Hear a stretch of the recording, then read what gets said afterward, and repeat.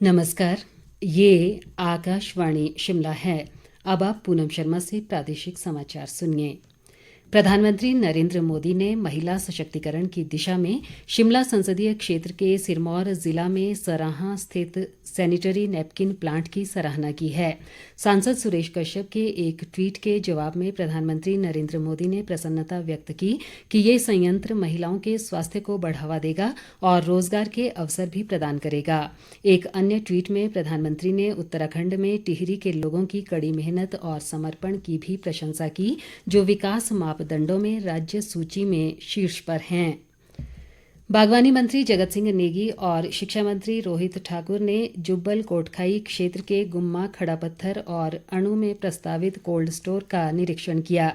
इस अवसर पर अणु में एक जनसभा को संबोधित करते हुए जगत सिंह नेगी ने कहा कि प्रदेश में इस सीजन में सेब किलो के हिसाब से बिकेगा और इस नियम को सख्ती से लागू किया जाएगा। उन्होंने कहा कि यूनिवर्सल कार्टन के मानकों के अनुसार अधिकतम 24 किलो सेब प्रति बक्सा बिकेगा। बागवानी मंत्री ने कहा कि इस वित्त वर्ष के बजट में राज्य सरकार ने 8 कोल्ड स्टोर बनाने का फैसला लिया है, जिसमें से 2 कोल्ड स्टोर जुब्बल कोटखाई क्षेत्र में बनाए जाएंगे। जगत सिंह नेगी ने कहा कि पराला मंडी के आसपास करीब 40 किलोमीटर के दायरे में बोरियों में लिया जाने वाला सेब इस बार क्रेट में लिया जाएगा, जिससे बागवानों को लाभ होगा। इस अवसर पर शिक्षा मंत्री रोहित ठाकुर ने कहा कि खड़ा पत्थर व अणु में प्रस्तावित कोल्ड स्टोर बनने से क्षेत्र के लोगों को लाभ होगा।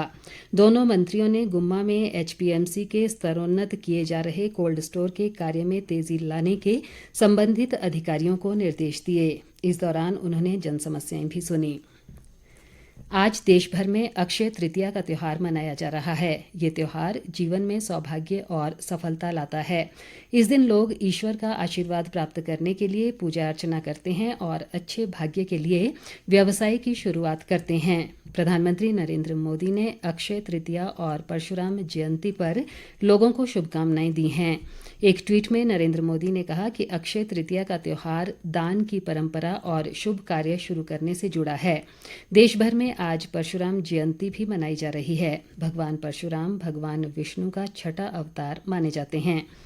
परशुराम जयंती पर अपने ट्वीट में प्रधानमंत्री ने कामना की कि भगवान परशुराम के आशीर्वाद से सभी का जीवन साहस, ज्ञान और विवेक से परिपूर्ण रहे।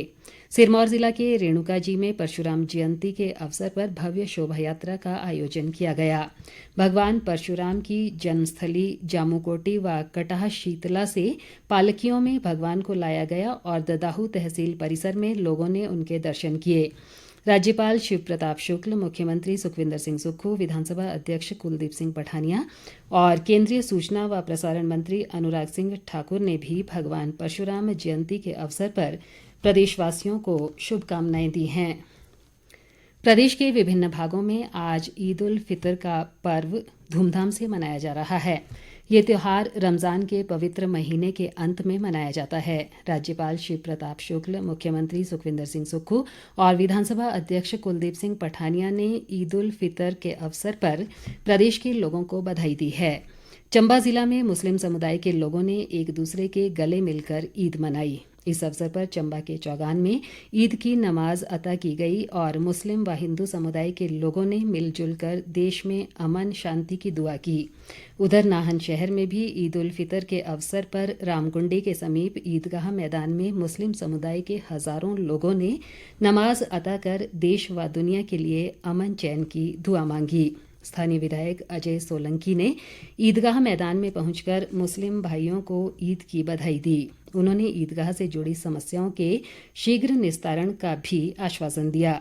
सोलन में स्थित जामा मस्जिद में मुस्लिम समुदाय के लोगों ने नमाज पढ़ी और गले मिलकर एक दूसरे को बधाई दी।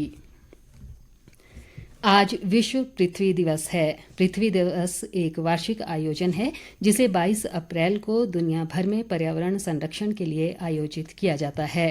इसकी स्थापना अमेरिकी सीनेटर जेराल्ड नेल्सन ने 1970 में एक पर्यावरण शिक्षा के रूप में की थी। इस वर्ष की थीम है इन्वेस्ट इन अवर प्लेनेट। पृथ्वी दिवस जीवन संपदा को बचाने व पर्यावरण को ठीक रखने के बारे में जागरूक करता है। प्रधानमंत्री नरेंद्र मोदी ने पृथ्वी दिवस के अवसर पर उन सभी लोगों के प्रयासों की सराहना की है जो धरती को बेहतर बनाने के काम में जुटे हैं।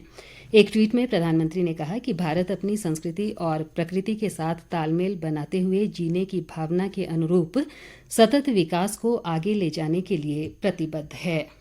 इसी के साथ ये समाचार बुलेटिन समाप्त हुआ। नमस्कार।